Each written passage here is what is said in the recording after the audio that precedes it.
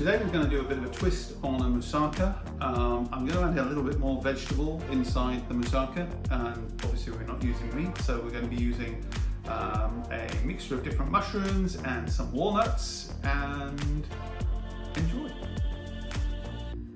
So let's just go through some of the ingredients that we'll need in this dish. So we've got some olive oil, we've got some oregano, we've got some thyme, we've got some nutritional yeast, we've got some nice yellow courgette, I've got a white onion, a red onion, potato, aubergine, some nice San Manzano tomatoes, some lovely, it's a type of lettuce that I've got, I can't remember the name of it, but I'll find out. I also have, and you can get different types, but this is macadamia nut cheese. I'm going to use that in the salad. Got some walnuts that's going to form part of the meat. Got two types of mushroom, which is a mixture of trumpet and also shiitake. I've also got a little bit of olives over there, some tomato puree, tahini, which is going to form our interestingly delicious vegetable sauce, some red wine, some vegan parmesan, and the only bit that's missing that's not over here is a bit of lemon. And that lemon's going to form our lovely tahini bechamel sauce. So I'm going to do that in a few moments. All these different items are washed. So I'm going to start with my aubergine and get that one going. So I'm going to do this slightly deconstructed. So you could do this from a giant pan or bake these off in a giant dish at the very, very end. But I'm going to do these individually so that you can see how arty you can possibly get with this thing. I'm just going to use 3 of these. I'll put that to one side. Now this could be used for anything else. So it could be used for something like caponata, which is a nice Italian dish. I just want these 3. And I'm going to pour a little bit of olive oil in here. I'm going to put a little bit of oregano in there.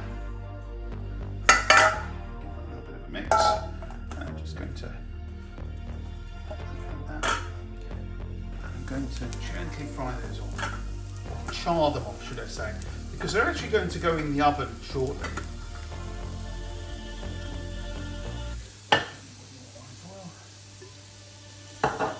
So what I want is to add a little extra flavour in there. Now, in the old days, you used to put salt on your aubergines. Aubergines aren't that bitter these days, so there's no real need for it. So all we want is to use that for the charring method.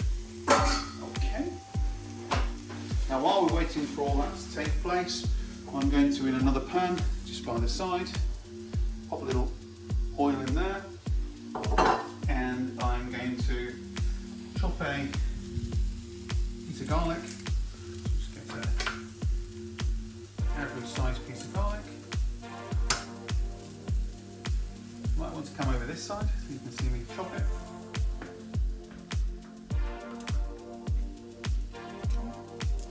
Take the garlic, and then we chop that down.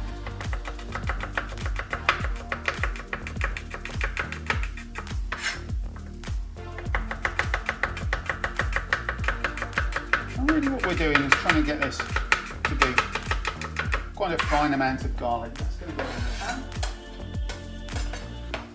And also some onion. So in this case, I'm only doing it for 2, but if you're doing it for more than 2 people, use the whole onion. I'm going to use half here.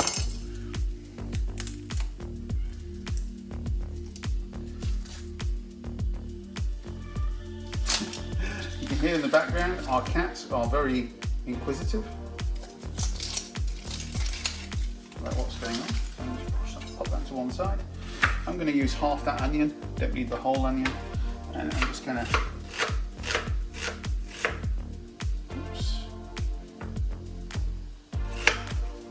cut that down.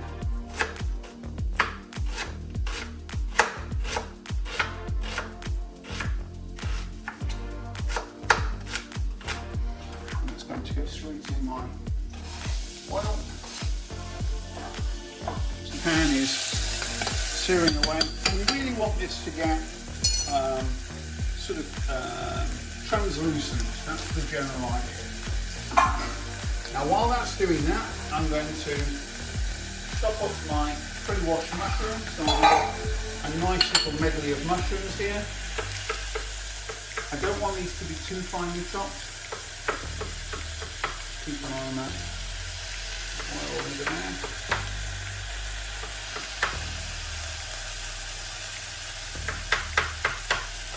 Chop these down a bit further in a second.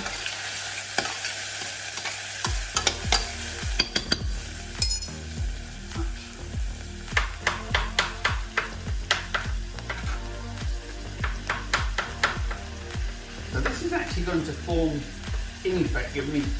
You're going to see this form a nice sort of texture of your vegan meat. So clearly it's not meat, but you know, these mushrooms are quite meaty. Shiitake is a great meaty mushroom. These trumpet oysters are meaty as well.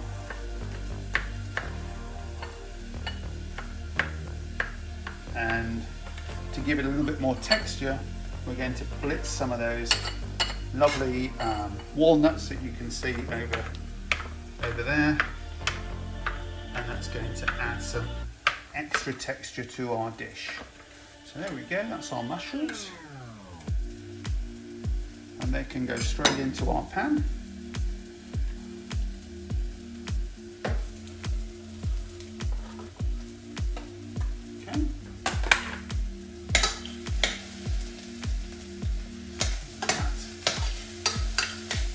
Down somewhat, and while we're waiting for that, I'm just going to quickly chop down, blitz this, these walnuts. So there we go, we've got the walnuts blitzed down as well.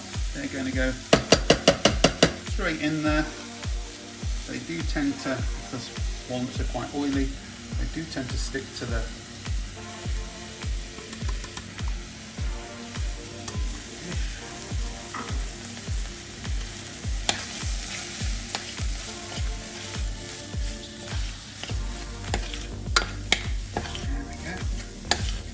no seasoning has been added to this whatsoever, so I'm going to add some little oregano in there.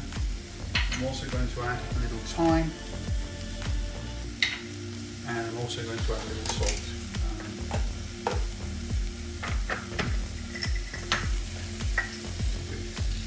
A pinch of salt. There's a good pinch of salt. And then what I'm going to do in a moment is, as you can see, it's going to start sticking to the pan. I like lots of flavour in there, so I'm going to add a little bit of red wine. Let that sizzle away. Red wine brings colour to the dish. It's also going to bring some flavour to the dish as well. Always use a good red wine. And you can see that cooking through. You can hear the cats as well in the background. And you can add normal tomatoes, but I'm going to add some tomato puree because I like this depth tomato puree brings to the table. And then I'm also going to chop in an extra tomato. Okay. While we're waiting for that, I'm going to turn over my lovely aubergines.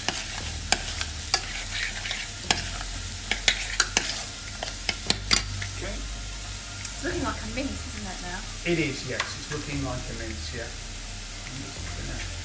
The great thing about getting tomatoes from a good producer is that they come warts and all, so you get lovely sun-kissed tomatoes.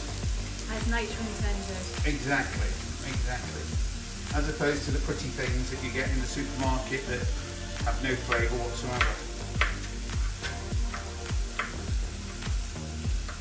And that's going to go in our dish over here.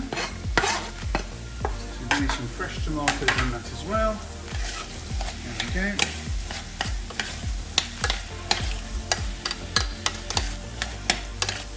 And that's now forming our mince, as you quite rightly said. Okay, so It smells lovely. let's have a.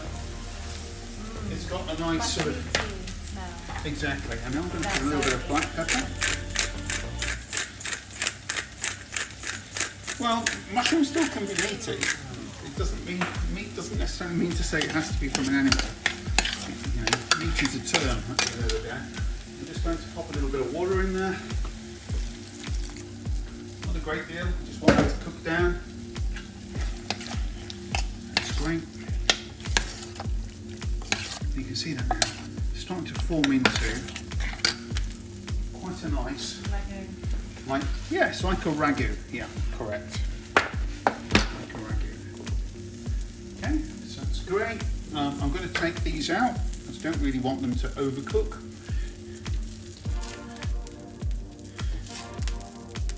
And while I'm waiting for those, I'm just quickly going to peel a potato.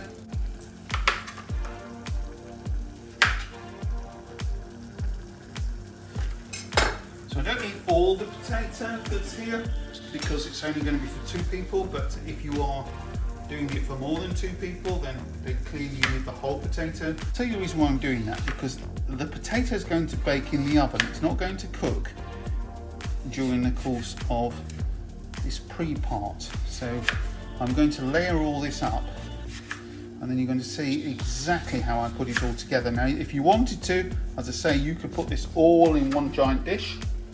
You don't need to do it the way I'm doing. So we've got that, and I'm going to do exactly the same with half my courgette. So just chop the ends off my courgette.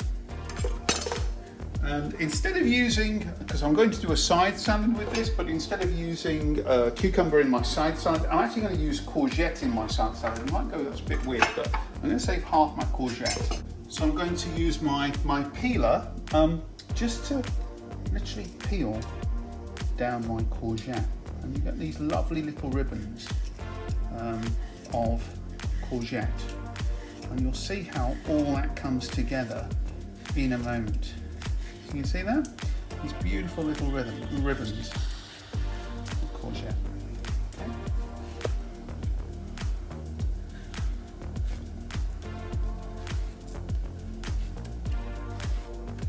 And that should be fine. You can save that for our salad. So that's that bit, that's that bit, that's that bit. So now we've got our potatoes, we've got our aubergines, we've got our courgette, we've got our lovely sauce going on over here. Let that reduce down a touch more. So we've got 3 elements out the way here. So put those here, pop that there, and that there. And then I want to make the sauce that goes in the middle. And that's really, really simple. It's just basically tahini. The bechamel sauce, the tahini bechamel sauce. It's a tahini bechamel, so it's not really bechamel sauce, it's a tahini version of it. So I'm going to use a little bit of tahini.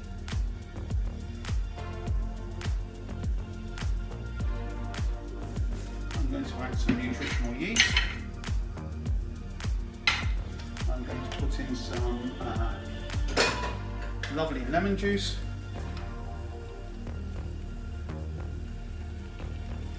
Going in there. Nice fresh lemon juice. It's good lemons as well. And a little bit of water.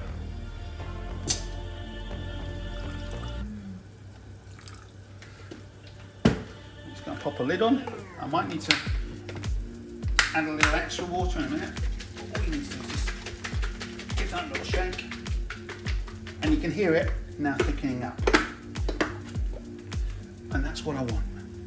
That's what I want. I want this lovely sauce that's just appeared. And what's the consistency? Quite thick?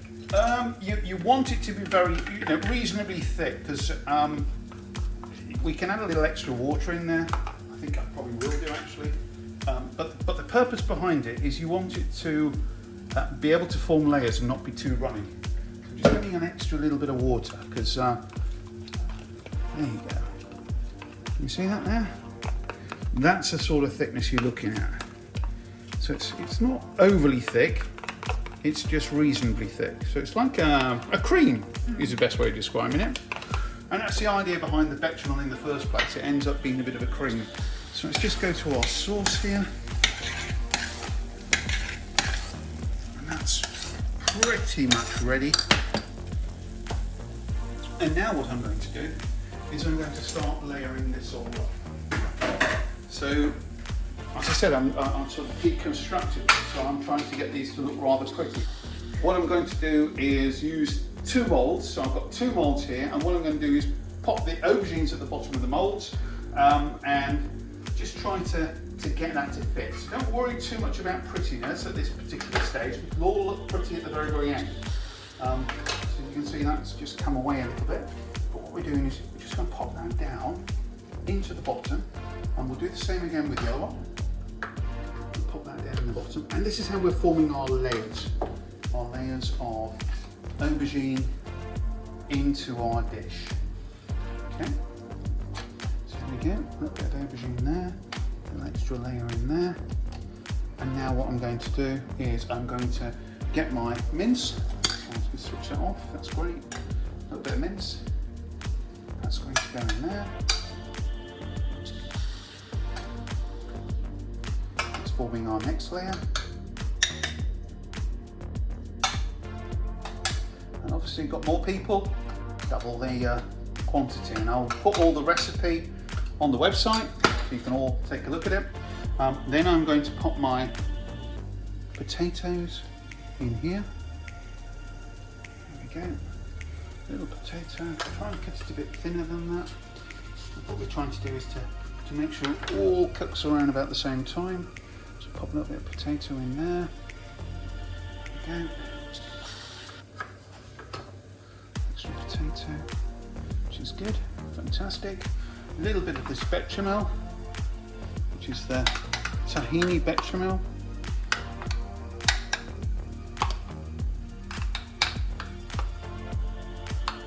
And then what I'm going to do is I'm going to sprinkle a little bit of oregano, or oregano, if that's what you want to call it. And then I'm going to chop up some nice courgettes into the dish. So this is yet another layer. And then courgettes. I suppose you could use peppers, couldn't you? You could use peppers. The only thing you have to take into account with peppers is, I know courgettes are quite watery, but peppers tend to be even more waterier. So you just want to make sure that if you're going to use peppers, roast them beforehand. Okay. And then we're going to put some more aubergine in there. That side. Got another one over here. There we go. So aubergine in there. More mince. And you can see where we're going. So I've got more mince.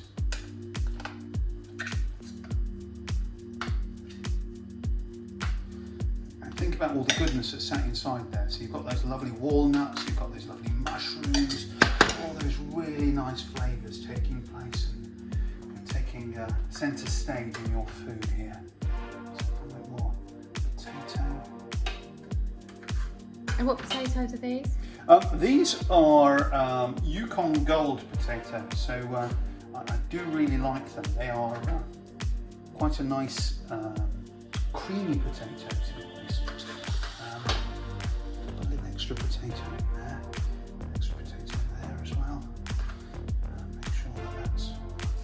Good. And then a bit of bechamel, should I say tahini bechamel. That's good. And there we go. And this also helps add moisture into the dish as well. So just pop these to one side. Now don't waste any of this because you can use this in another dish. So I'm then going to put the remainder of the mince on here. And you might be wondering, well, what's he doing now? Well, I'll tell you what, the thing that you always remember moussaka over is the fact that the top bit is always a bit of tomato. So that's what I'm doing. I'm making sure that the final bit of this moussaka bit ends up being the tomato. And it'll get a bit crispy as well, won't it? It will, yes. It will get lovely and crispy. We're going to just drizzle it with a little olive oil.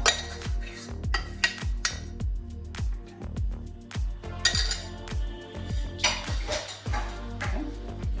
And then we'll get one of our tomatoes. Start to just trim them down, centre. I love these tomatoes because they're generally the ones that are used for making really good pizzas. You can probably get 4 nice little pieces sat on here. There we go, lovely.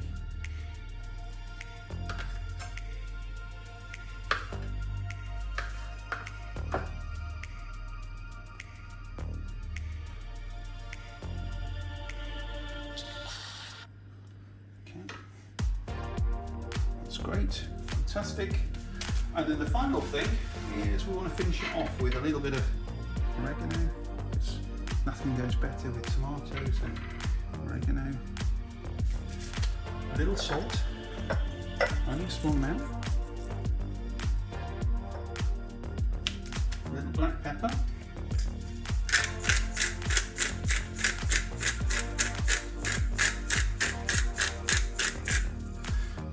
A little olive oil. I'm going to use a different olive oil. Actually, no, I'm going to use the same olive oil. I'm going to use a little olive oil.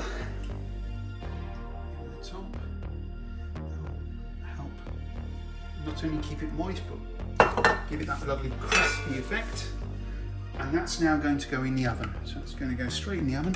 Which is already preheated. It's already a preheated oven. I'm using it at it's preheated to 180 degrees. It's going to go in there for around about 15 minutes. Now while we're waiting for all that, I can utilise some of these tomatoes and just make a very, very quick Greeky style salad. I'll say Greeky style, so I want to use some of these. So I'll use some of these little shreds. Let's give that a quick wash.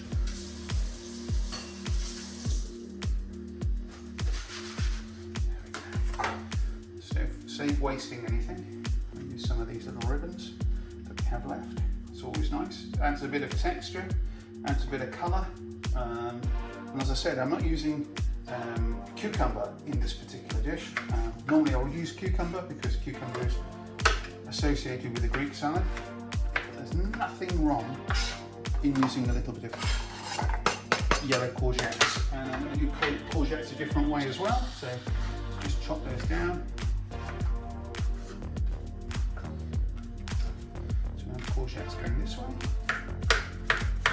Typical way we'd have done the cucumber.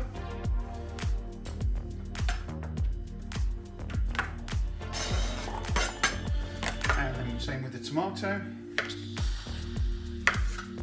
So this is now going to form our nice simple salad.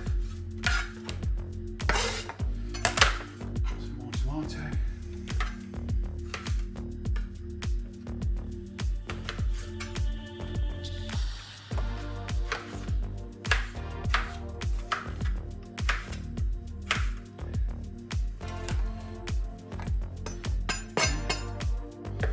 Some onion. So I'm going to use a bit of red onion. So we're going to just chop some red onion down. And red onion you kind of associate when you're on holiday. That lovely, lovely flavour, the colour of those lovely onions on your Greek salad. Pop some of those in there. It's lovely. Okay. And I'm going to just use a few olives. So these have been in, these are actually Kalamata olives, but they've actually been in brine, so they often lose a bit of their lovely black colour, but that's no big deal, don't let that worry you. They actually taste utterly delicious. So sometimes you can get these already pre-seeded, the stones are taken out. I don't mind either way, it's pretty easy to get rid of those stones. Just cut all the way around, be careful with your fingers, and then just give them a squeeze, that stone will come out. Okay. And I just want to chop some of those. sure we don't put our stones in. Pop some of those in there. And of course, if you haven't got these, you can always use green olives, can't you? You can, yeah. I mean, you're not limited to the type of olives that you use. And you're also not limited to the type of cheese thing you use here as well. So I'm using a type of macadamia cheese here, and it's quite creamy. And I'm just literally going to put that in. I'm not going to use too much of it. As you can see, it's quite soft. But really, that's going to give us that Greek sort of salady effect. And I'm just going to put a little pinch of salt in there, a little lemon juice.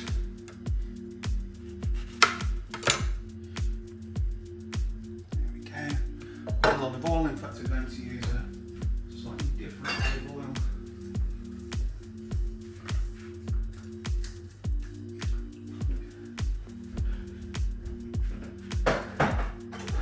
Use a slightly different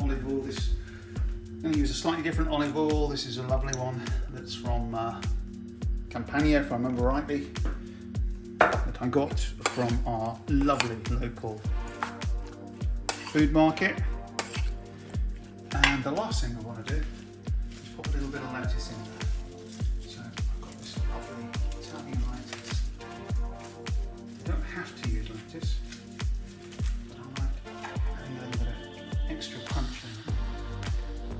Okay, so chop that off. Okay, so now we're ready to take our moussaka out of the oven. So let's just take that out, and that's what it's looking like. Some very, very delicious, all the way through cooked moussaka. So we'll just give that a few seconds. Smells delicious. Well, hopefully it does, yes.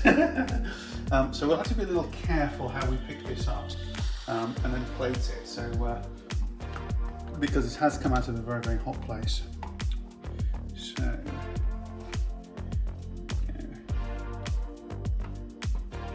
little bit of a tilt.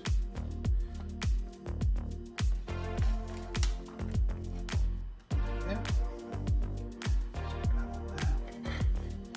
So just do one. And that's off.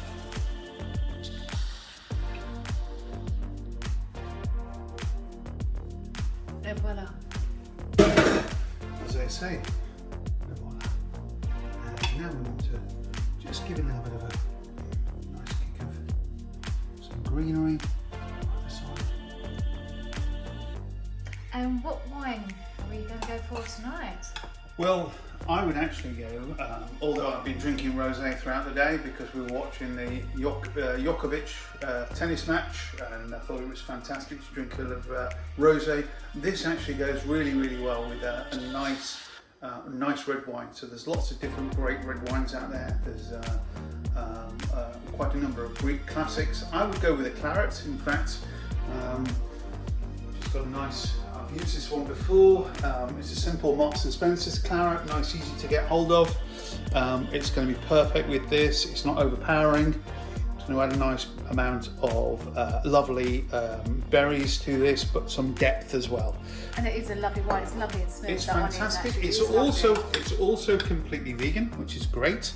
All the wines we have vegan.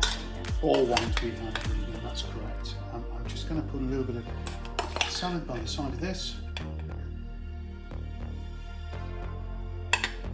And I'm going to finish that off just with a little bit of, I always like a little bit of parmesan over the top. You can see all the layers as well. Yeah, the vegan parmesan, it's just that simple mix I've made of almonds and lovely nutritional yeast, little black pepper as a finishing touch. And if you want to, if you're chefy, little olive oil around the sides, and there you go. Beautiful. And it smells delicious as well. Voila.